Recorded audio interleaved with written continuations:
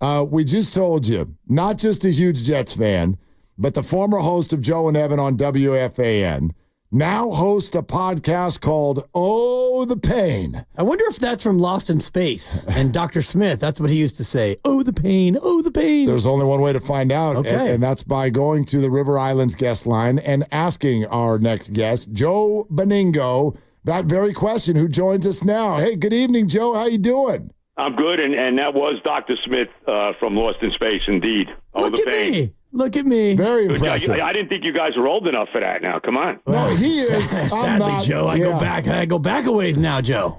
Hey, all right, there you go. Oh, the pain. Oh, the pain. But then again, when you root for the teams I root for, I mean, I'm a Jet, Met, Nick, and Ranger fan. So there's been a lot of pain over the years. I mean, we haven't exactly lined up championships over the years, you know? Yeah, well, describe that. Like, the pain. The Jets fans that we Niner fans are going to be seeing on Monday night. Like, how much pain are they in, Joe? Well, I mean, look, I can only speak for myself. I've been a Jet fan since 1965. We have not won a Super Bowl nor been to one in 56 years. I was 15 years old when they went to the Super Bowl and won. Bill will be 71 next month and have not seen one since. So there's been a lot of pain. There's no doubt about it.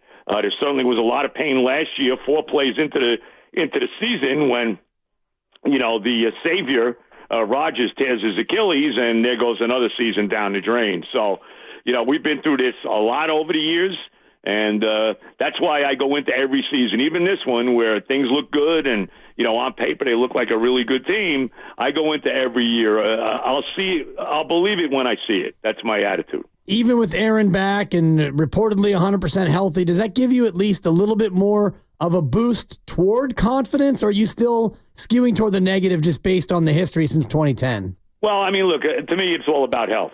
As Hyman Roth said to Michael Corleone and Godfather 2, Michael, the most important thing is health. And that's really the truth, certainly in the NFL, but certainly when you're talking about Aaron Rodgers here, he has to stay healthy. I think if he stays healthy and he plays 17 games for the Jets this year, I think you're looking at certainly a winning season, probably a playoff season. My goal this year, what I want to see, of course I want to win the Super Bowl, but like I said, it's only been 56 years. Why would I believe it's going to happen now? What I want to see is a division title. They haven't won the division in 22 years. They've only won the AFC East twice since the merger. It's winnable. Buffalo's taking a hit. I know Allen is still there, but, they lost a lot of guys, Stephon Diggs, guys in the secondary. Miami, to me, Miami is a they're a team that they'll start out hot, and when the big games come, they usually fold. And obviously New England is, a completely different world now. Jared Mayo's the head coach. Who knows about it? Jacoby Brissett's actually starting against Cincinnati on Sunday. Bill's gone. Bill's got his hands full now anyway, as we all know. But, what can I tell you? But he's gone, so it's going to be a different world in the AFC East, and there's no reason the Jets can't win it. He used to be, long time ago, Joe from Saddle River. Right. And then he won a contest by WFAN, became a big-time host of the Joe and Evan Show on FAN, former sports anchor at SNY, Oh, the Pain podcast. He is Joe Benigno and a huge, huge Jets fan. So I know everybody asks you about Rodgers, but we know who that is. What about the rest of this group? Like, who do the 49ers or what group do the Niners really need to look out for on Monday night?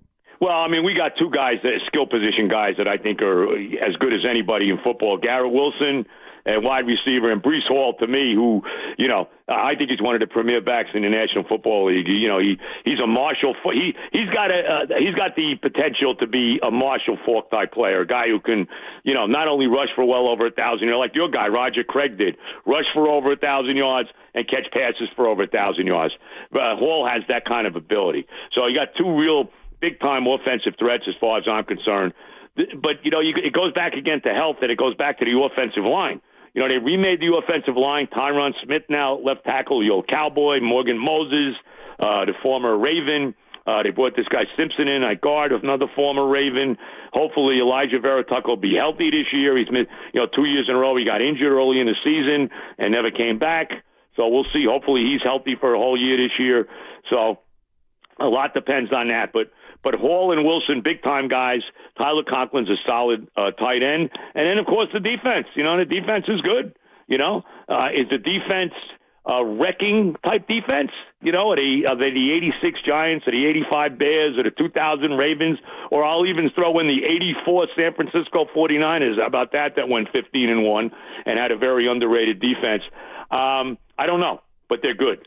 And, look, again, if this team stays healthy, this team should be a playoff team at the very least, no doubt. Yeah, we were looking at the odds earlier, Joe, and I think they're 55% implied odds, the minus 145 to make the playoffs. So the odds makers like the Jets' chances to snap that long skid of ignominy. You're going up against a young quarterback, one who's made a big splash in Brock Purdy. What's been your impression of young Purdy with the Niners through a year and a half as a starter?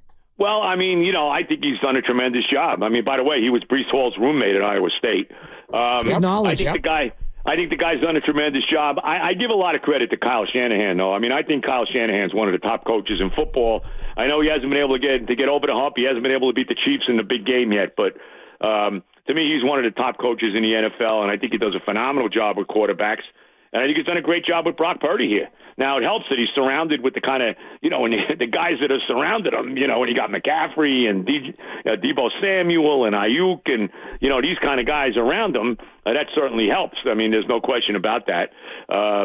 Look, he took him to the Super Bowl last year, so obviously this guy's a legitimate quarterback. Hey, Joe, it's as New York as anything ever to just hate the coach, right? So we love Robert Saleh here. What do you think? Well, you love him because he was a tremendous defensive coordinator for your team. And I'll say this. If they don't make the playoffs this year, and dare I say, make a deep run, but certainly make the playoffs, he may be back as your defensive coordinator again. You never know. That could happen. Is he taking on a lot of the preseason criticism? Would you put him on some sort of a hot seat, considering how good the defense is and now having Aaron Rodgers back healthy? Well, he's on a hot seat. Look, let's be honest. He's 18-33 as a head coach. And I with the Jets, and I understand that he's never had a quarterback. Look, Zach Wilson was terrible, one of the worst picks of all time. But he was terrible. Last year, it looked like he finally had it with Aaron Rodgers, and then we all know what happened, and it's right back to Wilson again. So this is it. They got to win. The pressure's on. That's it. And eventually, let's be honest, too. The window is closing when they're going to have to pay guys. They're going to have to pay Breece Hall. They're going to have to pay Garrett Wilson. They're going to have to pay Sauce Gardner. So, the time is now. And the time is certainly now for the head coach. There's no question about that. Joe, will you say the name Sauce Gardner for us, please? Sauce Gardner. It's so good. You don't get that out here, Joe. You don't get a good Sauce Gardner. I know we got the accent out here. What do they call him? Ahmed? That's his real name, Ahmed Gardner. We'll stick with Sauce. I don't even know if anybody knew that. Yeah. Right.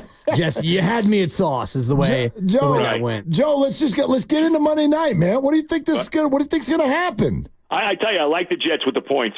And that's generally I wouldn't, but I do. I like them getting 4.5.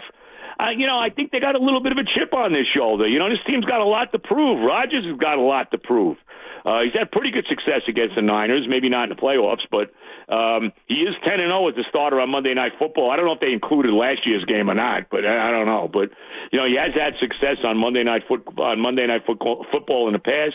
I think they're going to play well here. I think it's going to be a close game. And look, the Niners have had some issues. You just got Trent Williams back. You just recently re-signed Ayuk, so there's some situation there, and there's some things there. I think the Jets are going to play well. Rodgers hasn't played for a year. He's got something to prove. I think he's going to have a big game on Monday night. I do. How hard do you think it'll be for him to shake off the rust, having only played 4 snaps last year and not played until back in 2022? I don't know. That's a good question. Look, he's an all-time great. He's a first-ballot Hall of Fame quarterback. We all know that. I don't think it'll be long. I think he's going to play a good game tomorrow. Maybe he'll be a little rusty early. I'll tell you one thing, too. I look at our offense. I think we need to be a run-first offense. I mentioned Breece Hall. We got that terrific rookie and this kid Allen, who they drafted out of Wisconsin. They got a couple other guys in the backfield as well. I think they got to be the kind of team that runs the football first, and Rodgers, throwing off of that. I don't want to see him throwing 50 passes a game. 25 to 30 passes a game, that's probably winning football. So, I don't think he's going to be. I don't think all the onus is on Rodgers offensively because I think they got a pretty damn good running game. Joe, like, are the fans going to travel out here? Like, are they coming? I know there's a lot of people going to the game in Nashville in week 2 when we play the Titans. I don't know how many people are going out there. I think it probably hurts too that it's a Monday night game, which I'm, please, can we play 1 o'clock in the afternoon? Can I play the Niners at 4 o'clock on Sunday, please? I mean, that's one of the things about being I don't know how the Jets are a marquee team when you haven't made the playoffs in 14 years, but whatever. It's all about Rodgers. All these night games, I hate it. The home opener is at night against New England on a Thursday night. I think I like 6 or 7 night games. I can't stand it. Well, 6 of the first 11, Joe. I mean, you live on the wrong side of the country. Have you ever experienced NFL fandom out here on the West Coast? It's beautiful. I know that's unbelievable. I mean, I know. No, look, I mean that's you're getting Monday Night Football at 5:30. You're getting Sunday Night Football at 4:30 or whatever time it is. 5 o'clock, whatever. Yeah. So no, you're watching the 1 o'clock games at 10 in the morning. I mean, I get it. That's the stuff, John. That wouldn't be bad. That's what's led to a lot of day drinking out here with those 10 o'clock games now. I could understand that. I could see that. Yeah, I could definitely see that. It could be a bit of a gauntlet. So if, in fact, the Jets, and, God forbid from your standpoint, come out here and lose, are you immediately going volume up to 10 and lambasting this franchise for more woes? No. I think you look at the schedule and you kind of expect them to lose this game. You know what I mean? I look what's after San Francisco. They go to Nashville to play the Titans. They come home to play New England. They play the Broncos at home after that.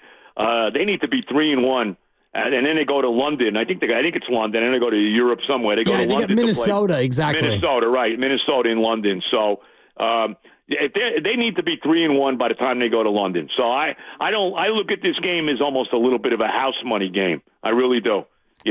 You're playing the Super Bowl team lost in the Super Bowl last year. You're on the road, Monday Night Football. But I do think they're going to play a solid game here. But, no, if they lose this game, I'm not going to go crazy. Now, if they lose the game by, Rodgers throwing a pick six, a walk-off pick six in overtime, I don't think I'd be too happy about it.